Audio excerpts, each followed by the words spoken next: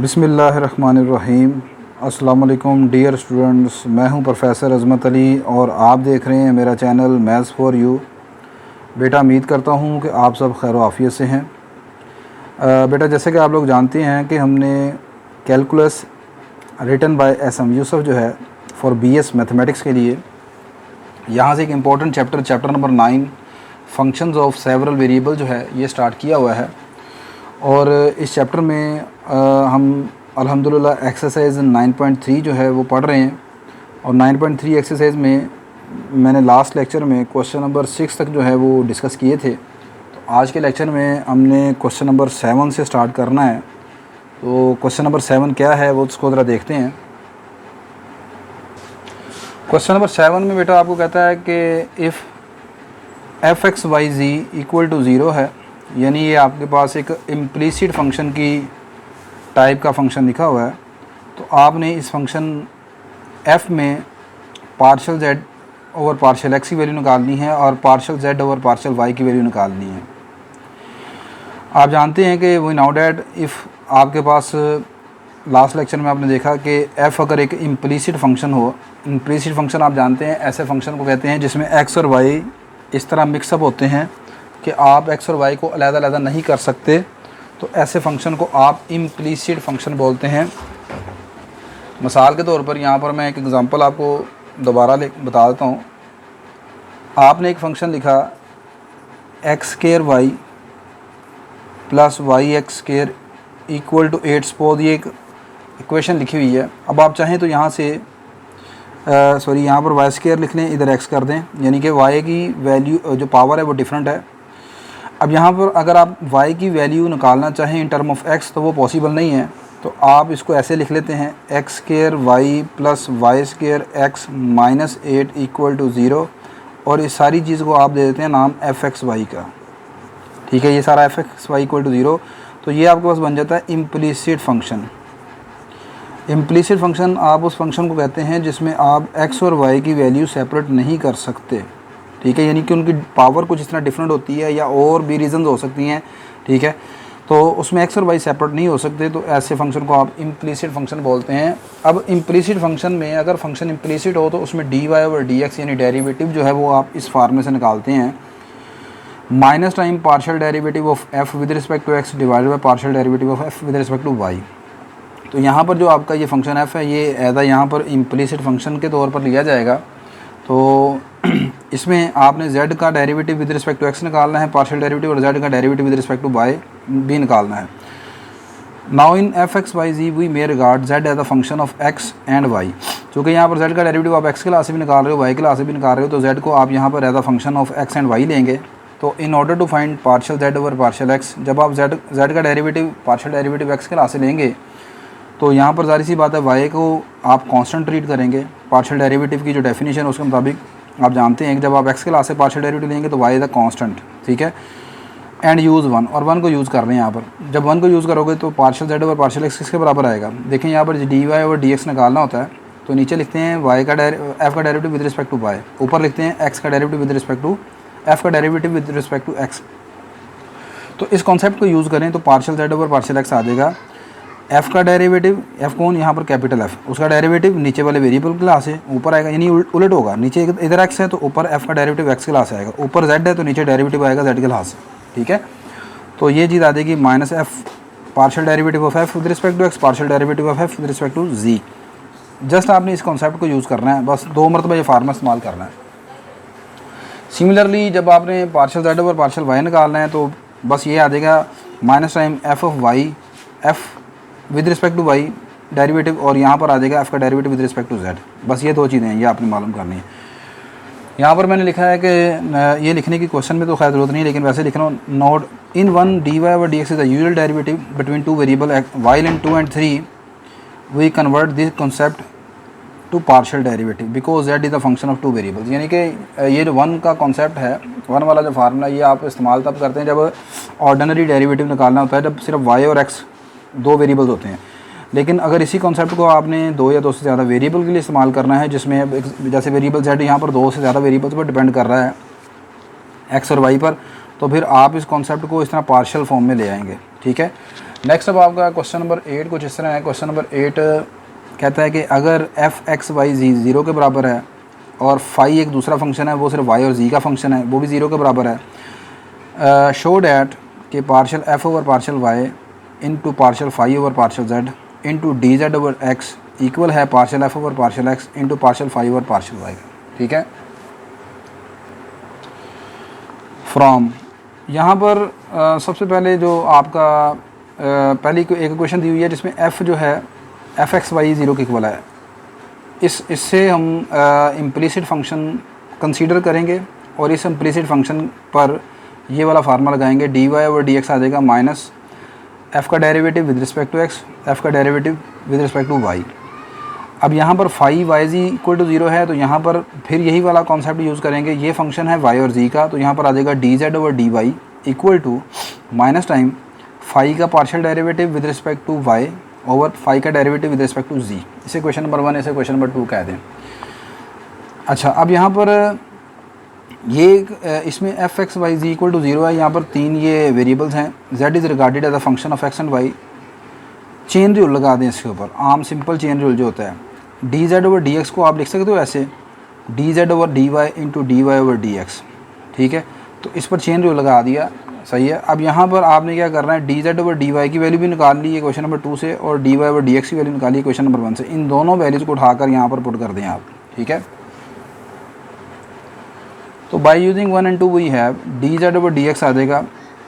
इसकी जगह आप पुट कर देंगे ये सारी value, D Z over D Y की जगह ये सारी आ जाएगी वैल्यू, ये लगा दी। D Y over D x की जगह ये वाली वैल्यू आ गई सारी आपके पास, minus partial derivative of F with respect to X और partial derivative of F with respect to Y.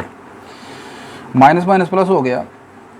अब इसको आप आम नोटेशन में लिख लें पार्शियल की फॉर्म में। इसे लिख सकते हैं आप partial phi over partial y into, इसे लिख सकते हैं partial f over partial x, नीचे लिख सकते हैं इसे partial phi over partial z, और इसे लिख सकते हैं partial f over partial y. ये नीचे डिवाइड हो रहा है by using cross multiplication, divide हो रहा है, इधर आकर क्या हो जाएगा, मल्टीप्लाई हो जाएगा। तो partial f over partial y partial phi over partial z into D Z over D x equal to partial phi over partial y into partial f over partial x. तो ये चीज़ आपने प्रूफ करनी थी। तो ये क्वेश्चन कोई खास इतना इंपॉर्टेंट तो नहीं है, जस्ट हल्की फुल्की एक कैलकुलेशन है जिसमें सिर्फ ये आपको बताना चाह रहा है कि इम्प्लिसिट फंक्शन के जो डेरिवेटिव हैं आप उसको किस तरीके से इस्तेमाल करते हैं अगर 2 या 2 से ज़्यादा वेरिएबल्स आ जाएँ। अच्छा, नेक्स्ट आपका क्वेश्चन नंबर 9 जो है वो कुछ इस तरह है। ये क्वेश्चन आपका इंपॉर्टेंट है। यहाँ पर देखें, फिर ये आपको एक इम्प्लिसिट फंक्शन दिया हुआ है। यहाँ से अगर आपको मैं कहूँ कि एक्स और वाई को सेपरेट कर दें तो दिस इज़ नॉट पॉसिबल। आप एक्स और वाई की वैल्यू ज़्यादा नहीं कर सकते। आप कहते हैं कि अगर ये सारी इक्वेशन ए के बराबर है तो आपने प्रूव करना है इसका सेकंड डेरिवेटिव इसके बराबर है। ठीक हो गई बात। ये लेट कर लें, इस सारी चीज़ का नाम हमने एफ एक्स वाई रख लिया, function of x and Y. A को इधर ले आएंगे, माइनस से हो जाएगा, ये सारी चीज़ आ गई इस तरह। इसे क्वेश्चन नंबर 1 क्या आता हूँ, taking partial derivative of 1 with respect. अब मैंने पहले क्या निकालना है, सबसे पहले इसका फर्स्ट डेरिवेटिव निकालना है। तो first derivative d Y over D x किस फार्मूले से निकालूंगा, ये जो ऊपर फार्मूला नहीं हमने पढ़ा भी है ये वाला, माइनस मतलब एफ का डेरिवेटिव एक्स के लास्ट से निकालेंगे, एफ का डेरिवेटिव वाई के लास्ट से निकालेंगे, दोनों को डिवाइड कर देंगे, D Y over D X आ जाएगा हमारे पास। तो पहले मुझे इसका चाहिए partial derivative with respect to X. तो partial derivative with respect to X इसका कैसे निकलेगा, पहले इसका डेरिवेटिव आ गया एक्स क्लास से, फिर इसका डेरिवेटिव आ गया और ए का डेरिवेटिव आ गया, यानी तीनों वैल्यूज़ पर लहदा डेरिवेटिव अप्लाई कर दिया। इस पर लगा देंगे हम प्रोडक्ट रूल, प्रोडक्ट रूल नहीं लगाएंगे क्योंकि एक्स क्लास से हम डेरिवेटिव ले रहे हैं। तो ये वाली वैल्यू वाई वाली वैल्यू क्या होगी, कांस्टेंट, ये कोफिशिएंट हो जाएगी, पीछे आ जाएगी, एक्स का डेरिवेटिव आ जाएगा partial x over partial x.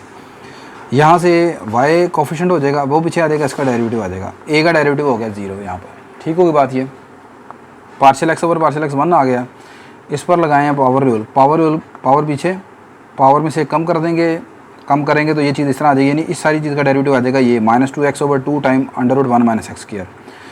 अब उसके बाद ये क्या किया, ये 2 से कैंसिल हो जाएगा, ये रह जाएगा x इंटू वाई, और ये वाली वैल्यू बन जाएगी √1 - y² minus time x y over √1 - x²। ये आ जाएगा इस तरह अगला स्टेप। नेक्स्ट यहाँ पर बेटा हम एल्शियम ले लेंगे, ये आ जाएगा √1 - x², इसका एल्शियम आ जाएगा। तो एल्शियम लेंगे तो कुछ सिचुएशन ये आपके पास इस तरह बन जाएगी, √1 - y² into √1 - x² minus x y over this. Next taking partial derivative with respect to Y. अब दी हुई इक्वेशन का दोबारा पार्शियल डेरिवेटिव ऑफ वाई के लास्ट निकालेंगे। ये हमारे पास इक्वेशन थी, पहली वैल्यू का डेरिवेटिव आ गया वाई क्लास से, दूसरी वैल्यू के ऊपर डेरिवेटिव आ गया वाई क्लास से, तीसरी वैल्यू के ऊपर डेरिवेटिव आ गया वाई क्लास से, और एफ़ का डेरिवेटिव ये इस तरह लिख लिया हमने। अब यहाँ पर वाई क्लास से डेरिवेटिव लेना है तो एक्स कोफिशिएंट है, कांस्टेंट कोफिशिएंट है, वो बाहर आ जाएगा। यहाँ पर ये वाली वैल्यू √1 - x² कांस्टेंट कोफिशिएंट है, बाहर आ जाएगी, पार्शियल वाई और पार्शियल आ जाएगा, कांस्टेंट का डेरिवेटिव 0 हो गया। एक्स एज इट इज़ इस सारी वैल्यू का √1 - y² का डेरिवेटिव आ जाएगा -2y/2 टाइम √1 - x²। ये सारी चीज़ आ जाएगी आपके पास इस तरह, पार्शियल वाई और पार्शियल 1 आ जाएगा आपके पास। अच्छा जी, अब उसके बाद ये आ जाएगा -xy, ये 2 और ये 2 कैंसिल हो जाएगा, ओवर √1 - x²। ये एज इट इज़ नीचे आ गया। ठीक होगी बात। ये यहाँ पर आप एलसीएम ले लें, एलसीएम लेंगे ये आ जाएगा नीचे √1 - y², ये इधर आकर मल्टीप्लाई हो जाएगा, ये आ जाएगा -xy plus √1 - x² into √1 - y²। अब आपने निकालना है dy/dx फर्स्ट डेरिवेटिव, तो dy/dx का फार्मूला यहाँ पर होगा -f partial derivative of f with respect to x divided by partial derivative of f with respect to y। तो ये सारी चीज़ निकली है, partial derivative with respect to x ये सारा निकला हुआ है, डिवाइड कर दिया partial derivative of f with respect to y के ऊपर, वो ये सारा निकला हुआ है। अब यहाँ पर ये मल्टीप्लाई डिवाइड है, जब से आप उल्टाएंगे चेंज करेंगे मल्टीप्लिकेशन में, ये चीज़ नीचे आ जाएगी, ऊपर चल जाएगी, यानी ये वाले सेम चीज़ कट जाएंगी आपस में, तो ये सारा आपका dy/dx आ जाएगा इस तरह। ठीक होगी बात ये। अब आपने निकालना है इसका सेकंड डेरिवेटिव। अब इसका सेकंड डेरिवेटिव निकालने के लिए मैंने इसके ऊपर दोबारा फिर क्वेश्चन जो लगा दिया। अब यहाँ पर सेकंड डेरिवेटिव जब निकालना है तो फिर अब आपने यहाँ पर इसका पार्शियल डेरिवेटिव नहीं लेना। सेकंड डेरिवेटिव का मतलब है इसका आपने आम डेरिवेटिव लेना है विद रिस्पेक्ट टू एक्स। तो इसका दोबारा आम डेरिवेटिव लेंगे विद रिस्पेक्ट टू एक्स, तो नीचे वाली वैल्यू का स्केयर आ गया, नीचे वाली वैल्यू एज इट इज़ ऊपर आ गई, ऊपर वाली का डेरिवेटिव माइनस ऊपर वाली वैल्यू एज इट इज़ नीचे वाली का डेरिवेटिव आ गया। ठीक है, आम डेरिवेटिव जो इस तरह आप लेते हैं, ये माइनस ये वाला जो चलता आ रहा है बाहर आ गया, इसका अंडर रूट का डेरिवेटिव आ गया, पावर डाउन, पावर में से कम करके अंदर वाले का डेरिवेटिव -2y, और फिर y का डेरिवेटिव आ गया dy/dx। यहाँ पर ये चीज़ एज इट इज़ नीचे √1 - x² का डेरिवेटिव आ जाएगा 1/2 √1 - x², और अंदर वाले का डेरिवेटिव आ गया -2x। इसका डेरिवेटिव आप निकाल लेंगे ना पावर रूल से। अब आप क्या करेंगे, dy/dx की वैल्यू यहाँ पर पुट आउट कर देंगे, और dy/dx की वैल्यू क्या निकली है, ये आपके पास पड़ी हुई है, minus time √1 - y² over 1 - x²। यहाँ पर भी पुट कर दें। ठीक है, यानी यहाँ पर ये एक ही जगह पर है, यहाँ पर पुट करना अब आपने। अच्छा, ये आ गया एज इट इज़, ये वाली वैल्यू एज इट इज़, ये 2 से कट गया, ये -y ओवर √1 - y² का अंडर रूट आ गया, इसकी वैल्यू पुट कर दी, ये माइनस प्लस हो गया, x into √1 - y² over this आ जाएगा। अब यहाँ जब आप ये वैल्यू पुट करेंगे, ये वाला 1 - y² का अंडर रूट और ये वाला 1 - y² का अंडर रूट, ये और ये कैंसिल हो जाएंगे, ये माइनस प्लस हो जाएगा। तो अगला स्टेप आपका कुछ ऐसा बन जाएगा, तो ये आपके पास आ जाएगा -y ओवर 1 प्लस, यहाँ पर देखें ये सारी चीज़ √1 - y², ये भी कैंसिल हो गया है, √1 - x² और ये भी कैंसिल हो गया है, यहाँ पर सिर्फ -y बचेगा, यहाँ -y बचेगा और यहाँ ये सारी वैल्यू बच जाएगी। ठीक होगी बात ये। तो ये जनाब आपके पास आ जाएगा y plus x into 1 - y² over 1 - x² का अंडर रूट। ठीक है, अब यहाँ पर आप एलसीएम ले लेंगे, ये एलसीएम लेंगे, ये चीज़ इधर आकर मल्टीप्लाई आ जाएगी y के साथ, और नीचे आ जाएगी यहाँ पर, ये आ जाएगा -y इंटू √1 - x² की power 1/2 plus x into 1 - y² की पावर 1/2, और ये वाली चीज़ नीचे आ जाएगी। अब ये दोनों पावर कितनी हो जाएंगी, 3/2 पावर हो जाएगी। अच्छा, अब आपके पास गिवन इक्वेशन क्या है, गिवन इक्वेशन में दिया हुआ ये चीज़ y into √1 - x² plus x into √1 - y², ये किसके बराबर है, a के बराबर है। तो ये ऊपर देखें, ये सारी चीज़ ये किसके बराबर आ जाएगी, a के बराबर आ जाएगी, क्योंकि सारी ये चीज़ गिवन है कि a के बराबर है, तो इसकी जगह a लिख दिया, तो सेकंड डेरिवेटिव आपका ये आ जाएगा। ठीक है, तो नेक्स्ट क्वेश्चन नंबर 10 इंशाल्लाह नेक्स्ट लेक्चर में करेंगे, काफ़ी लेंथी क्वेश्चन है वो वाला। ठीक है, तो आज के लेक्चर में हमने क्वेश्चन नंबर 7, 8, 9 3 क्वेश्चन सॉल्व किए। ये वीडियो अगर आपके लिए बेटा हेल्पफुल है तो मेरी इस वीडियो को आप लाइक करें, शेयर करें, मेरे चैनल को सब्सक्राइब करें। ठीक है, इंशाल्लाह नेक्स्ट लेक्चर में क्वेश्चन नंबर 10 पर हम डिस्कशन करेंगे। तब तक के लिए मुझे इजाज़त दीजिए। अल्लाह हाफ़िज़।